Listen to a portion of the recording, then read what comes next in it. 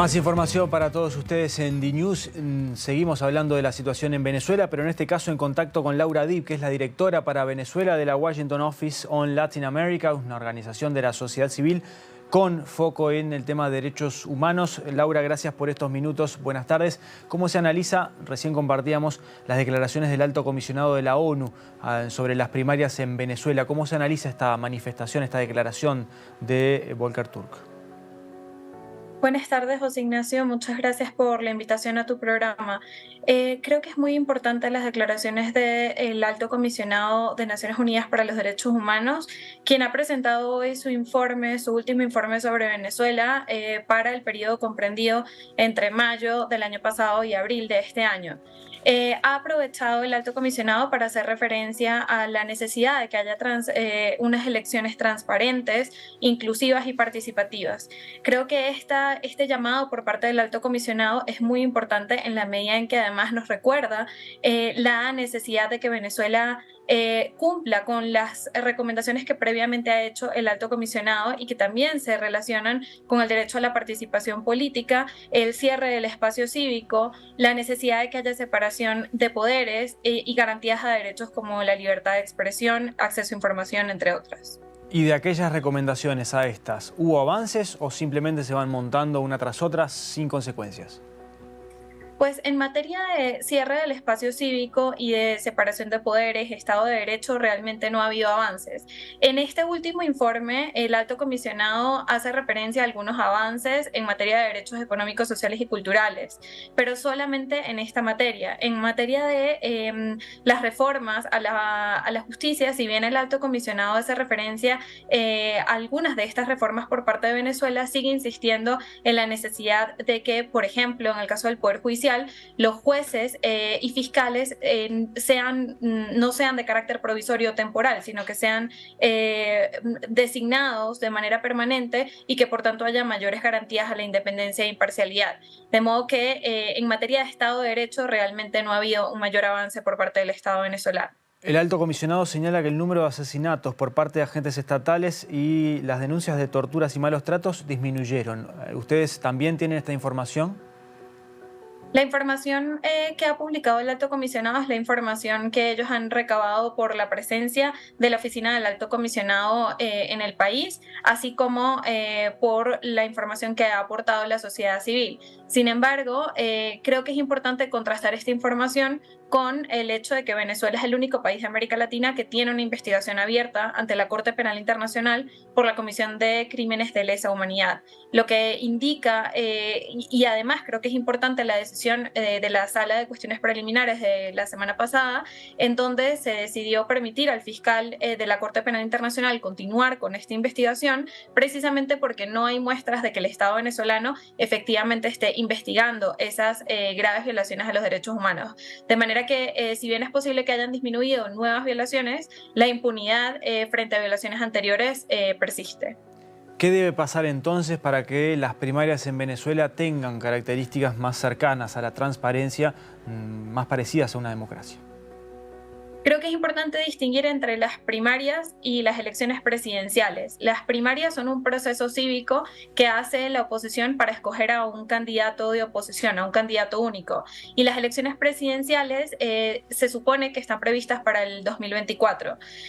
Una cosa que llama la atención de las declaraciones en el contexto del Mercosur por parte de los presidentes de la región es que definitivamente no hubo pronunciamiento frente a lo que está ocurriendo en el marco del Consejo Nacional Electoral, que es el órgano rector del poder electoral en Venezuela. Recordemos que en Venezuela hay 5 ramas del poder y el poder electoral es una de ellas. El Consejo Nacional Electoral, el 15 de junio, pues renunciaron los miembros de manera imprevista, digamos, renunciaron los miembros del Consejo Nacional Electoral y el mismo día en que renunciaron, la Asamblea Nacional aceptó esta renuncia y tomó los primeros pasos para la designación de nuevos miembros. Entonces no es solamente que hay una inhabilitación administrativa, que además es violatoria del derecho internacional de los derechos humanos y de la Constitución venezolana, hay una inhabilitación de los candidatos de oposición, sino que adicionalmente hay una renuncia digamos, de la nada, de miembros del Consejo Nacional Electoral, un nuevo nombramiento y realmente unas dudas importantes por parte de la comunidad internacional y pues del movimiento de derechos humanos sobre las condiciones electorales en Venezuela. Y recordemos que no solamente van a haber elecciones presidenciales en el 2024, sino que además tendremos elecciones locales, elecciones de gobernador y elecciones legislativas en el 2025. De manera que es fundamental que Venezuela garantice unas condiciones mínimas electorales y el derecho a la participación política. Pero según tu explicación, si en las primarias ya hay precandidatos inhabilitados, no hay que esperar demasiados cambios para las elecciones presidenciales.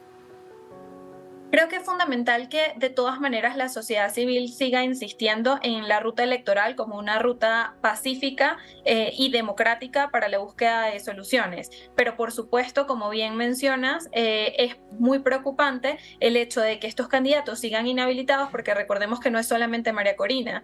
Enrique Capriles Radonsky y Freddy Superlano, otros dos candidatos, también están inhabilitados. Entonces, efectivamente, se encuentra ese riesgo. Y además creo que es importante mencionar que esta renuncia de los rectores del CNE y el anuncio de una nueva designación del CNE ya está teniendo resultados tangibles. Por ejemplo, la Comisión Nacional de Primarias, que es el órgano encargado de la organización de estas elecciones primarias de la oposición, ha mencionado o ha decidido que va a llevar a cabo este procedimiento sin el apoyo técnico del Consejo Nacional Electoral, del CNE.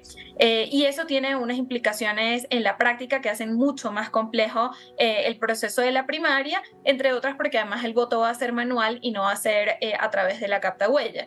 De manera que esto es supremamente complejo y creo que la comunidad internacional tiene que hacer un llamado mucho más contundente y, digamos, yendo un poco más allá solamente de la inhabilitación de María Corina, sino también frente a las elecciones en general, ¿no? Y las condiciones electorales. Haciendo referencia a esos llamados de la comunidad internacional, ¿cómo debe analizarse que en el Mercosur solo los socios más pequeños, Paraguay y Uruguay, hayan hecho referencia a los derechos humanos en Venezuela? Sí, al respecto destaco varias cosas. Primero, que estos pronunciamientos, a mi juicio, si bien son muy importantes y se suman también a las declaraciones del Departamento de Estado de los Estados Unidos, de la Unión Europea y del Gobierno de Canadá, creo que son importantes en el marco de la inhabilitación de María Corina Machado, pero de nuevo, creo que se quedan cortas en el sentido de que nadie se pronunció sobre la renuncia de los rectores del CNE que ocurrió el 15 de junio, ¿no? Hace ya más de 2 semanas, entonces creo que eso es importante. Y lo otro es que, por supuesto, las declaraciones del Mercosur lo que nos hacen ver es que la región está atravesando un momento muy preocupante desde el punto de vista democrático. Las declaraciones del presidente Lula da Silva sobre Venezuela en esta y en otras oportunidades han sido verdaderamente preocupantes. Ha dicho que la democracia es relativa. En esta oportunidad mencionó que no conocía los hechos relacionados con María Corina Machado. Y, por ejemplo, en el caso del presidente Alberto Fernández de Argentina, también creo que hay que destacar como un comentario pues sumamente negativo el hecho de que haya dicho que la migración es producto de las sanciones económicas. Si bien las sanciones económicas de carácter sectorial y financiero han contribuido a agudizar la emergencia humanitaria compleja que atraviesa el país, lo cierto es que la emergencia humanitaria es previa a esas sanciones y así lo reconoció Naciones Unidas en el año 2016. De manera que en general lo que vemos es una tolerancia a un régimen autocrático como es el régimen de Maduro y pues un silencio que es ensordecedor frente a las condiciones que atraviesa el país en un contexto electoral que debería permitir la democratización de las instituciones en Venezuela. ¿Y ese silencio y esa tolerancia no son indicios de que pocas cosas pueden cambiar por acción de la región? Realmente creo que sí, creo que el escenario es desalentador. Sin embargo, hay todavía oportunidades para seguir incidiendo de alguna manera, buscar en estos espacios de cooperación regional, pues que de todas maneras haya incidencia de la sociedad civil. Creo que en ese sentido es importante el esfuerzo que hacen las organizaciones en Venezuela por, en el marco de oportunidades como esta, pues seguir elevando su voz.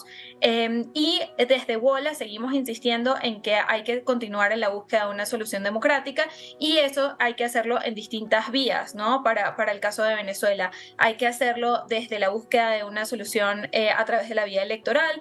También hay que continuar con la negociación y el proceso de México, y la invitación en ese caso del presidente de Argentina creo que fue interesante, a continuar pues el diálogo de México.